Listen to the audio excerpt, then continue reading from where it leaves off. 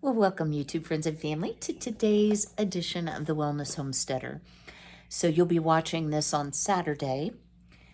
It's actually Wednesday here, and I am so excited to tell you that we had 1.25 inches of rain on Sunday, and yesterday and overnight we got an additional 2 inches. My garden is ginormous, y'all. It really appreciated the rain. So even all the watering I'm doing was not as effective as what the Lord sent us. So I'm so grateful that we are out of this huge deficit, and I'm thankful for our farmers. And you know what? I'm actually thankful for us too, because a drought in the Midwest and crop failures or low yields really affect us at the grocery store. So what am I going to talk about today? I'm going to talk about some ways to save money this summer that I hope you'll find helpful. I hope you'll stay tuned.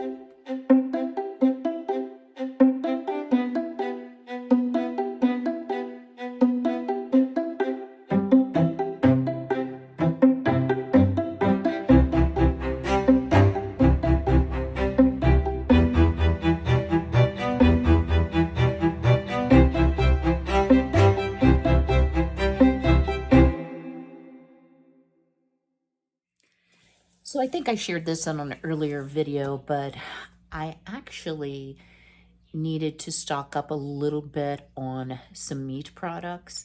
I don't buy a lot of meat, and I had a lot in the freezer, but I have been using my Sun oven and doing a lot of marinated chicken, fish, etc.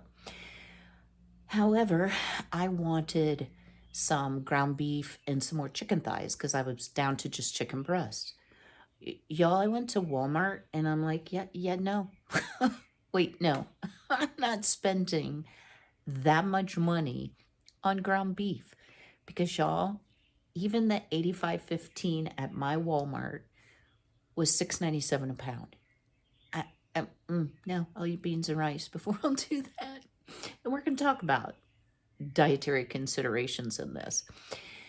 So as I looked around and I saw, gosh, everything is going up, up, and up, I decided I needed to take a look at my own spending habits and my own budget and maybe share a few tips with you that you might find helpful. So let's start out by talking about the disposable habit. So there are a lot of convenience items that have been around for years. Things like paper napkins, paper plates, paper towels, saran wrap, Glad Press and Seal, my personal favorite. All of those products that are basically one use and throw away. And even for me, when I'm doing marinated meats in Ziploc baggies, those are one use and throw away because I don't put other food storage in a bag that's had meat in it, raw meat. So I started looking at my own habits because if y'all price paper plates, holy moly. I didn't used to use my dishwasher. I have begun using it, and guys, it saves me so much time, and it keeps my kitchen a lot tidier, and it's saving my dishpan hands as well. So with having a dishwasher, even if I had to hand wash, because I do a little of both, paper plates are something that pretty much are one use and throw away. So I have been known to wash the plastic coated paper plates, and I still have some on hand, and I will still use them upon occasion. But use your own dishes, and simply washing them is going to save you a ton of money this summer. Now, I know we're having barbecues and we're eating outside, so maybe you don't want your good dishes outside. Invest in a very inexpensive set of plastic, the easy kind of plates, the melamine, that type thing, Corelle ware. And those can be used over and over again, and you will quickly recoup the money you would have been spending on paper plates. Second area. Now, this is not something that I buy a lot of, but let's talk about napkins. Oh, y'all, excuse my reach. So when I cleaned out my mom's house, and that was over a year ago, I found all the napkins for every possible holiday You know, here we've got the red, white, and blue, summer flowers. I have Christmas, I have birthdays, I have anniversaries, I have new baby. And so I don't mind using those. But especially if you're a large family, using a cloth napkin can really cut down on your expenses of having to buy the big napkin packs. And sometimes, you know, if you're eating something like fried chicken with your fingers, you may go through 2 or 3 or chicken wings in a meal setting, and that could really add up over time. So I have a few sets of these. These are just plain cloth napkins. A good place to buy these, y'all, Goodwill, thrift stores. And when the napkin is soiled, you throw it in the wash. Sometimes I can use mine for a lot more than one meal. And so that's really saving me money since I already have all the napkins. Next, let's talk about paper towel use. So I think paper towel usage is something that I've mastered pretty well. So unless I have a really disgusting job, like if the cat has a hairball, I'm going to pick that up with paper. But just simply switching to cloth to wipe up spills, things like that, and cleaning, we're going to talk about cleaning products too, can make a really big difference. So I actually bought a case, I'll call it a case. I think it was 6 rolls of paper towels. Back when COVID was first a thing and you couldn't find anything, I thought maybe I should have some, you know? So I'm still on that same case, and this might be like 3 years later. So you can get out of the habit simply by using cleaning cloths. Now, I do want to tell you, I love the Grove microfiber cloths. I use the gray ones to wash my dishes. I use different colors for different jobs because I don't want to wipe the toilet with one and the sink with the same one. I'm gonna, you know, separate things. These wash, they can be reused. It saves me so much money on disposable paper products. So this was on sale in the winter because it's the summer colors, and I haven't even opened this one. And I do find that their cloths are bigger, they're sturdier, but I'll give you a little hint too, y'all.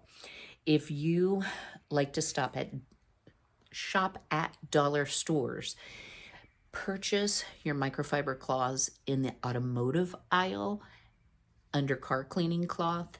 They are sometimes, and I'm talking Dollar General because Dollar Tree is going to be, you know, $1.25, right? But there's more in a package, or they're just less expensive overall, and they're exactly the same thing. They might be a different color. That's the only difference. Another item that does save me money is the reusable plastic bags. And guys, anything that I can link, I will link below. So these I did purchase from Amazon, and they are very tightly sealing, really easy to snap them together. I do not put raw meat into my baggies, but these you can wash. They are dishwasher safe. I always wash them by hand because I feel like you get a little bit cleaner. This one is another style. It's got some water spots on it. It's been well loved too, but it's a little bit more like a lunchbox style. So it's really good for like a sandwich and maybe a little thing of juice or whatever. So this will save you a lot of money over buying disposable bags. I'm astounded at the price of Ziploc right now. I've actually shared before that I have made beeswax wraps, and I like them, but honestly, I like this even more. So these are silicone bowl covers. I have them in like every size down to itty bitty. So if you're serving, let's just say you made mashed potatoes and you want to store them in the fridge in your serving bowl, you can simply grab one of these. They're washable. They have a lot of stretch to them. They actually stay on. So my biggest downside to the beeswax wraps, even the ones I've made, is that they don't always stay on very well, especially once they go into the fridge, because it's the warmth of your hands that slightly melts the beeswax and helps it adhere to the bowl. So I just have to tell you, I did a little research this morning. You know me and research, right?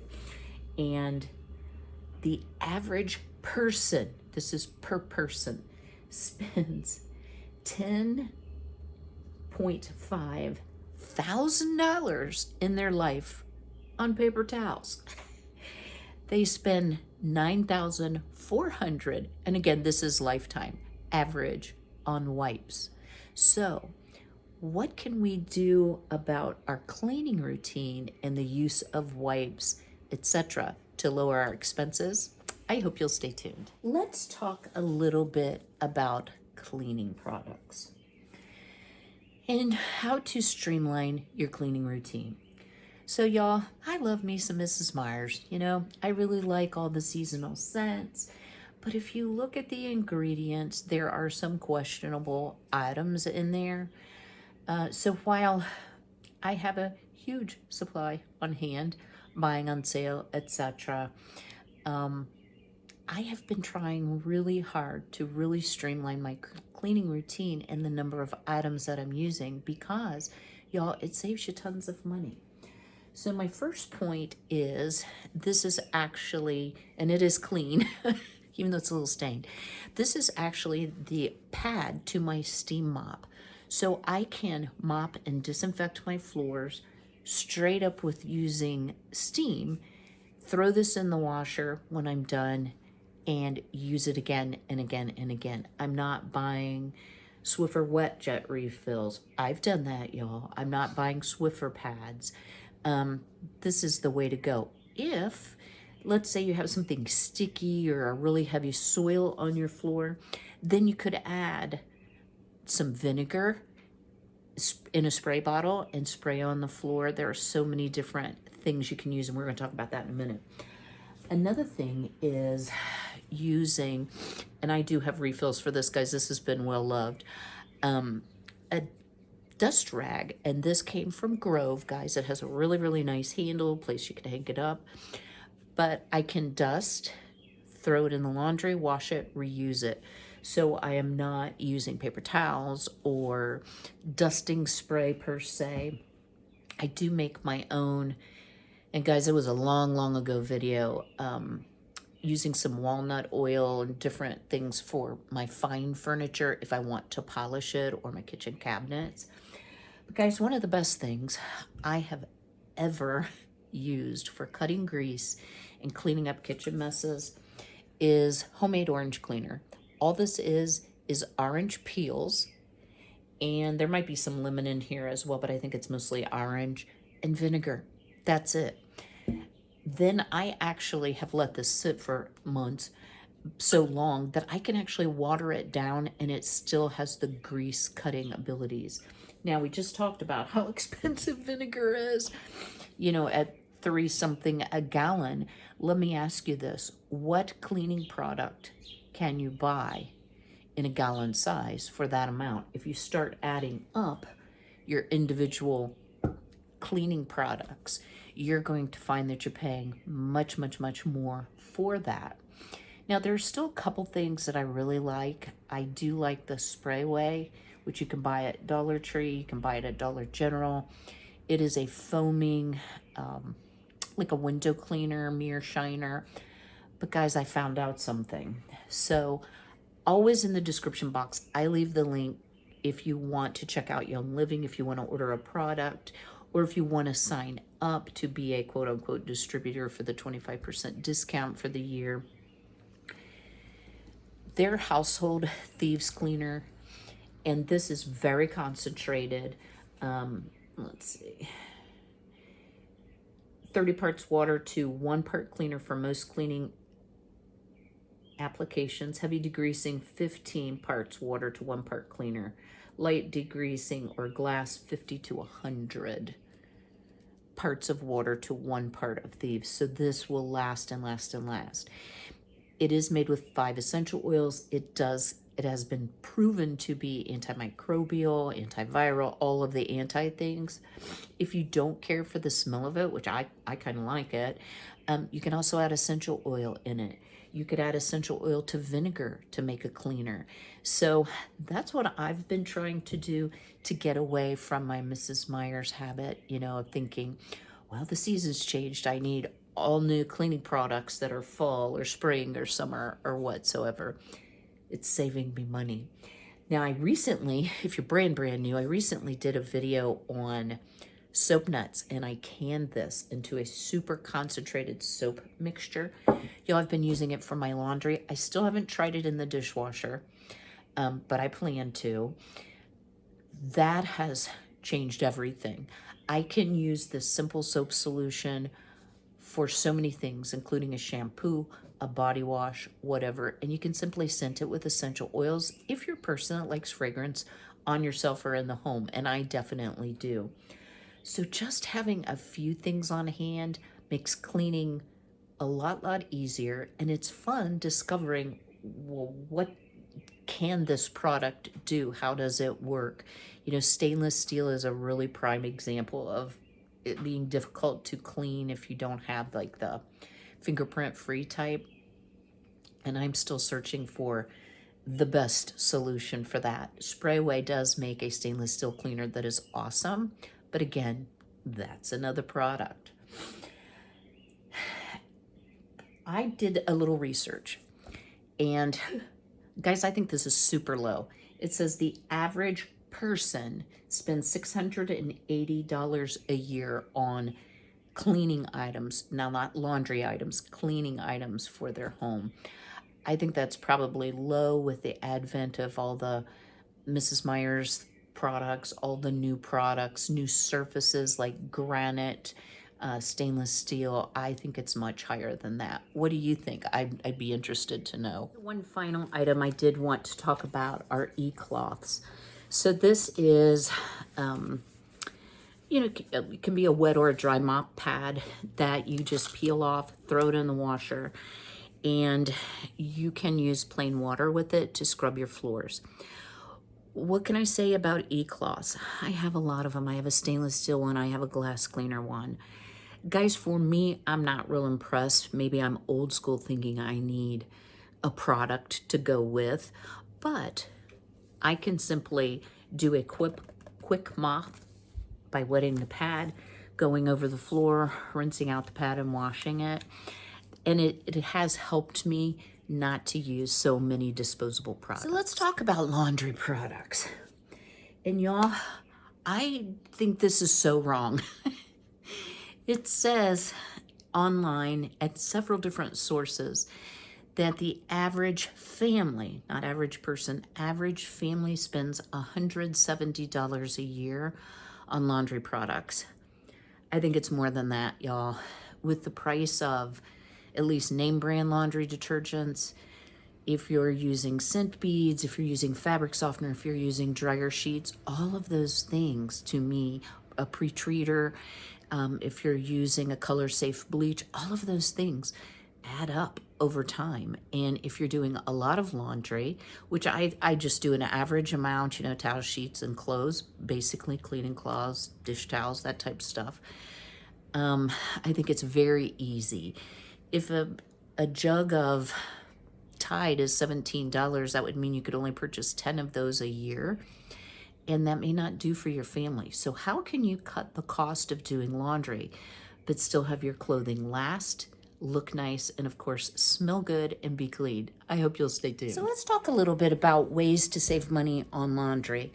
I think we all know the basics. Wash in cold water whenever possible. Do full loads. Don't overload your washer so that it doesn't get clean. Dry your clothes outdoors as much as you can to save on the electricity for the dryer. We all know that, right? And probably all of you have seen my video included. I know Homestead Tessie has a bunch of videos on making your own laundry soap, and you can use either Fels Naphtha or Zote soap. Grate up the bar. Then you can use borax and superwashing soda, depending on the concoction that you want to make. My son had very sensitive skin, and so we used that laundry soap, and it has worked wonderfully for him. He actually makes it now for himself. But I recently did discover, and you've all seen the video, I hope, on the soap nuts. And guys, I am such a believer. One of the things I really like about the soap nuts, you put 4 to 6 in this little bag, you throw it in your washing machine. This has been already used X number of times. You do have to keep track of it. And it's good for 4 or 5 times, maybe longer, depending on the soil of your clothes, the type of washer you have, etc., etc. It does brighten your colors. So if you're using like a fabric safe bleach to brighten your colors, I don't think you're going to need that with this. It really makes a huge, huge difference. Now, the one thing that I love, I am obsessed with the scent of downy crystals. And I've not found any essential oil type combination that makes it smell as good as this. However, let me tell you a little tip. If you like scent crystals, and I did this for a long time, that's my last bottle. I'm gonna have to go back to it. Using plain Epsom salts, I'm gonna tell you how to buy your Epsom salts as well. Plain Epsom salts, and then just putting a few drops of essential oil and stirring it, keep it in a glass jar with the lid. It works exactly the same as scent beads. The salt also helps soften your water. So that is a very economical way to do it. I buy a lot of my essential oils in bulk if I'm not buying from Young Living in the small bottles, but for my soap making. So I have a lot of options for that as well. For a rinse agent, y'all, my sacred bottle of vinegar. Y'all, I'm here to tell you, you won't smell like a pickle. Okay, oh, and we got to go back to the Epsom salts. This leaves no scent. And if your towels have gotten non-absorbent because maybe they got put in with some fabric softener or dryer sheet, wash them really well. Put vinegar in replace of fabric softener, and you won't believe the difference. It just makes everything so much more absorbent. Another thing you can do if you do use your dryer, and I do for certain things, towels, sheets, yeah, I don't hang my sheets out. I do put them in the dryer, but all of my wearing clothes I hang up to dry. Guys, get you a set of these wool dryer balls. I've had these for years and years and years. It greatly speeds up your dry time, unbelievably. I'm gonna make a note here to put this in the description box where you can get these, and you can get them different sizes. 3 seems to be the magic number of all of the sets that I've seen, but I can dry a set of sheets like that and even my towels so much faster by using the dryer balls. It also really helps soften your clothes, so no need for dryer sheets as well. So you can save a significant amount of money. Now, what about pre-treating? Because I get dirty, y'all. And I did not pre-treat with the soap nuts, and it came out. But if you have sort of a set-in type stain, especially a tomato stain, guys, you can take a bar of soap and simply rub on there. Fells Naphtha is a great soap for that. It's inexpensive. You can find it usually on the bottom shelf in the laundry aisle at Walmart. Back to the Epsom salts, let me tell you. Right now, a lot of, first we went through the bath bomb craze. Well, now it's scented Epsom salts. And a little bag is super, super expensive if you're buying it in, say, the soap aisle or the bath aid aisle, we'll call it. Guys, go back over to the pharmacy. You can usually get the big bags of the generic or the house brand Epsom salts for a fraction of the cost. So if you're concerned about the cost of Epsom salts, that will save you a little money as well. So let's talk a little bit about ways to save on your grocery budget. So I think it kind of goes without saying, watch your sale papers. If you're an Aldi shopper, you can sign up with your email address. They'll send you a weekly ad, and that can really help you decide. I don't shop every week, but if a certain cut of meat is on sale, for example, that I want to have and store in the freezer, I can go do that. So definitely make use of those ads. If you all have any discount grocery stores.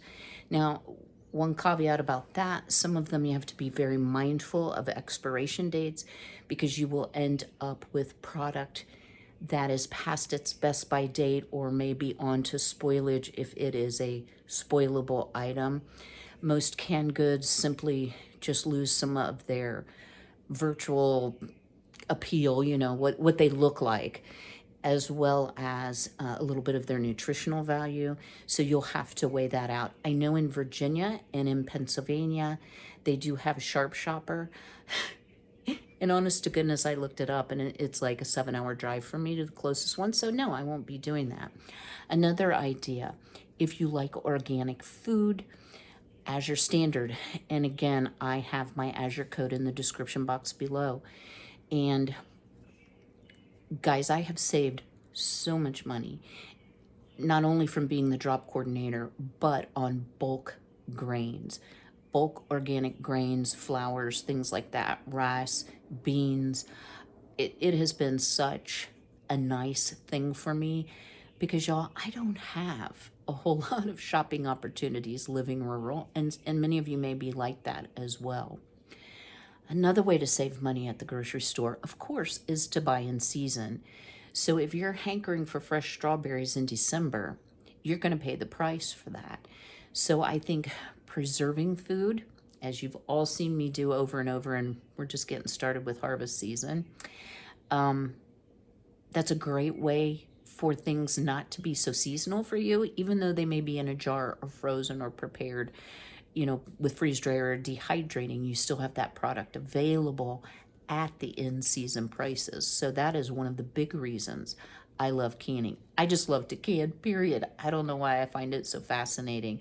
It's a very satisfying feeling to feel like, you know, even if everything goes south and sideways and all 2020 all over again, I'm not going to starve. That would not be one of my worries.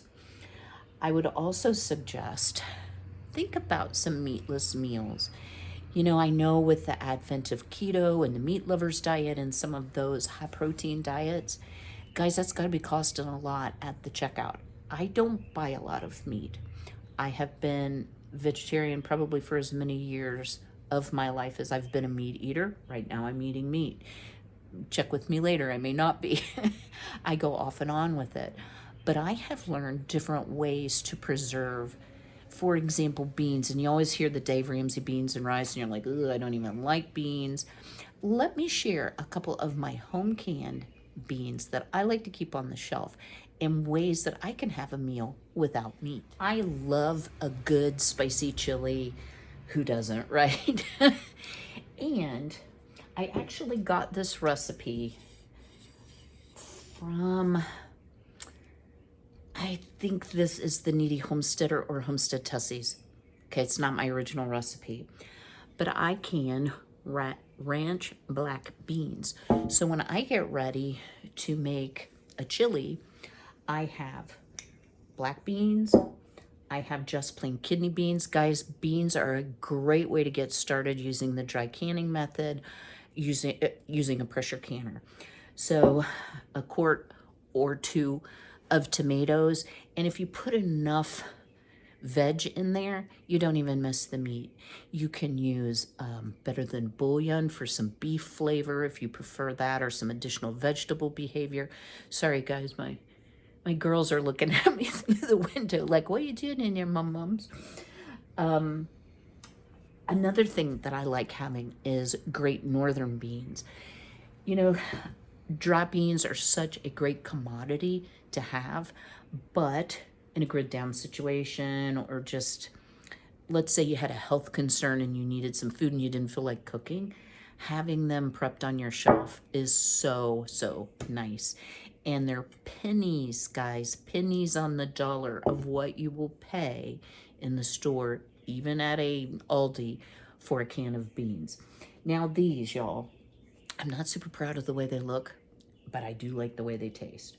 So out of the Amish canning cookbook, I did Boston baked beans. And I didn't wash that lid very well.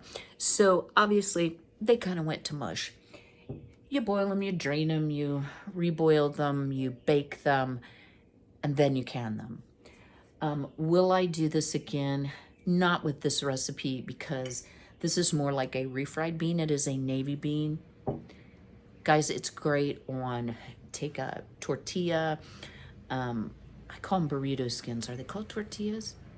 Well, you know what I mean. Yeah, flour tortillas. Spread that on there, put a little cheese, stick it under the broiler, wrap it up, put some salsa, sour cream on it. You have a meal and you will not miss the meat. So I did pull out my Aldi receipt, if you noticed in the thumbnail. And I got, I can't believe I did this, but I did. I got 80/20 beef, a little over 2 pounds, and it was $10.17. That is a lot, guys. That's like the highest item on my little grocery list, and I apologize if you can hear the ding-dongs, guys. I get messages sometimes when I'm filming. It's coming from over there. But yet chicken thighs were on sale at Aldi, at my Aldi, and I was able to buy 2 really good sized packs for around $5 each. So you've got to really shop those sales, and when it is affordable, stock up. One of the things I've had to really work on is getting my freezer a little bit emptied down, because we're at harvest season and there were some things that needed to be freeze dried or just simply consumed because they'd been there too long. So keeping room in your freezer so that if you do happen upon a good deal, or you want to freeze grains that you're buying for 3 days to decrease the chance that any infestation, it will kill the eggs and the larvae and all the gross things we don't like to think about. That's really important. Other ideas for you for summertime eating and getting away from the meat. Guys, if you can grill veggies like mushrooms, especially the portobello caps. I like a portobello mushroom on a bun instead of a hamburger. Probably gonna be eating a lot of those, just saying. And don't forget that if you feel like your protein intake is too low, buying a good quality protein that tastes good in a powdered form and making your own smoothies is another way. I save a ton of money. I can't believe how much a lot of the pre-made protein shakes in the bottle are. They're quite pricey. So stepping away a little bit from the convenience, planning ahead, grow as much of your own food as is practical. And I realize, guys, not everybody can do it. Every year, just saying, I start saying, I'm too old for this. I don't know why I keep expanding my garden. And when everything comes on and I've gotten the lion's share of the prep work done, I'm like, I think I'll add a couple bits. And that's where I am right now, y'all. I'll give you a real brief look at the garden before we close for today. All right, so that's enough about meatless meals. I want to talk a little bit about air conditioning. So I am of that age, y'all. If I can find something to fan with, I'm probably going to be fanning myself. So we ladies know what that's like. I did grow up with having air conditioning. We only had it in one room for many years, but I never remember being hot as a kid. Maybe I just didn't notice it, right? Maybe it's my age, just saying. But with the cost of electricity right now, I have to tell you all, it just keeps going up and up and up and up and up. And I have a fairly large 2-story house. So here's a couple ideas for you. Number 1, make sure you're changing your central air filter, your AC unit filter. I thought I was like all up on it, right? And I buy mine off Amazon. I buy them 2 at a time because I have 6-month filters. Well, y'all, I just changed mine at the 1st of June, and it hadn't been changed since last August. It really wasn't very dirty, but we know that having a dirty furnace filter makes your furnace work harder or your AC work harder, can cost you more electricity and more wear and tear on your unit. So if this is your reminder, check your AC filter. Use natural ventilation. Okay, we all know that. But y'all, let me show you a product that I bought years ago from Walmart that has been a big helper in not running my air at the freezing level. Okay, y'all, this is my wind machine fan that I purchased from Walmart several years ago. I just checked. They're around $39 or so, but this thing moves some air, I want to tell you. And I can put it in front of the screen door. Sorry about the people evidently thinking that it's a NASCAR race out there. Excuse my rug drying. But I can put it up against this door and blow in the cool air, because many mornings it's much cooler, maybe 10 or 15 degrees cooler outdoors. You can see some chickens running around out there than it is indoors. Okay, y'all, another idea. Smart thermostats have come way down in price. That is one of the best things that you can do, especially if you're away from your home, is program it to be warmer when you're not at home, or if you're outdoors during the day, so that your air isn't running and cooling the house when you're not in there to enjoy it. So I do have a programmable thermostat. It has an app that goes with my phone. I can run it through Alexa. And so that has really saved me a lot. I want to tell y'all something. I was like, well, if I turn up my air by 1 degree, how much money am I really saving? And it's about 2% of your energy cost that you will save. So I am trying my best, as we've had a lot of cool mornings, to pull in some cool air, then shut up the house. I need more insulation. I need new windows. That's not a reality right now for me. So I have to do what I can do. I have left a lot of the insulation on the windows that I had in the winter, and it is definitely helping.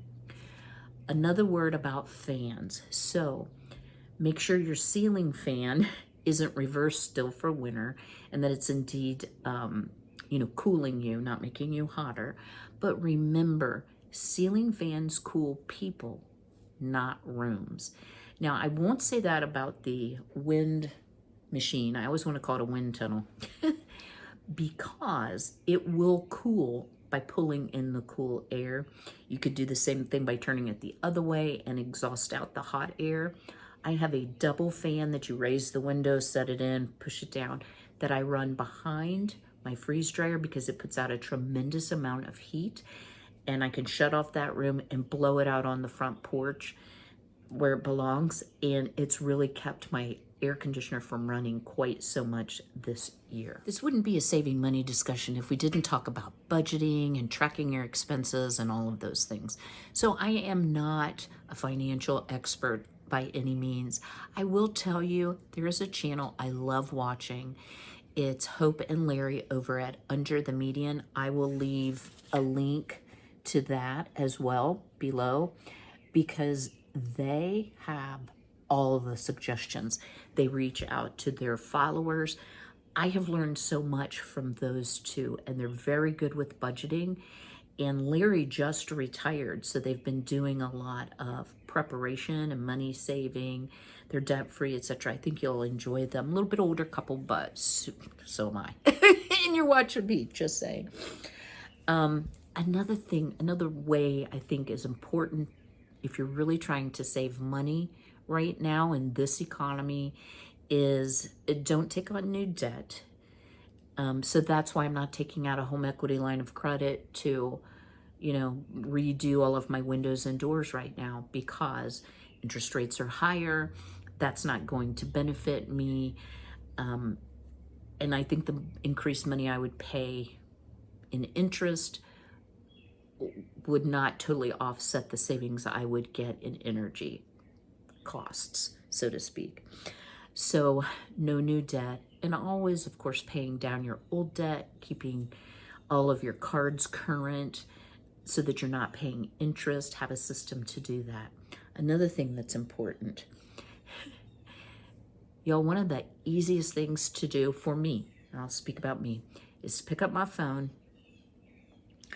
load up Amazon or Walmart.com or wherever it is I like to shop, place an order, free shipping, Credit cards on file, don't have to enter the info anymore. So then you get your bill or your debit statements and you're like, wow, I didn't realize I quite spent that much money.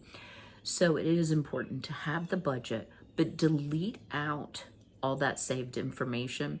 I recently had my credit card hacked. It's a debit card. And so I just got a new one.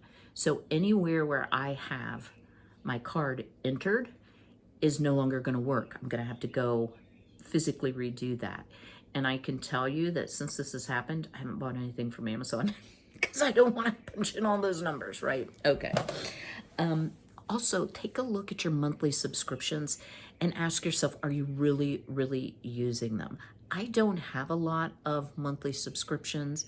The one thing I do keep is Audible. I love listening to my books on tape, and I don't plan to give that up right now. It is affordable, but some of the other things that I had monthly, like subscription boxes for makeup products or skincare products, I have deleted those. And I can feel the difference when I go to balance my checkbook for sure. The final thought that I'm going to leave you with is use the free cashback apps. Y'all, I'm going to leave 2 down in the description box below for you. One is called Fetch, and the other is called Coopert. Now, Coopert, let's talk about that first. What it automatically does is it will go out on the internet and it will search for the best deal once you're finished shopping and apply that coupon. And y'all, it works. It doesn't cost you anything. It also, on many sites, many mainstream sites, we'll say, has a cashback option. So once you download the app to your phone, when you pull up a website that has a cashback offer, Coopert automatically pops up. You click activate offer, and that does not preclude you from getting the coupons as well. I have saved hundreds and hundreds and hundreds of dollars. I've also gotten significant cash back from using Coopert on the regular. The other one, and it's kind of double dipping in a way, I guess, but you know, free money is free money, is Fetch. So what you do is you take any receipt. It can be for anything, y'all. It can be for gas, you know, something that you've purchased. And once you've downloaded Fetch, you take a picture of it and upload it. You can link your Amazon account. You can link email if you're a heavy online shopper, and it will automatically pull down all of your receipts.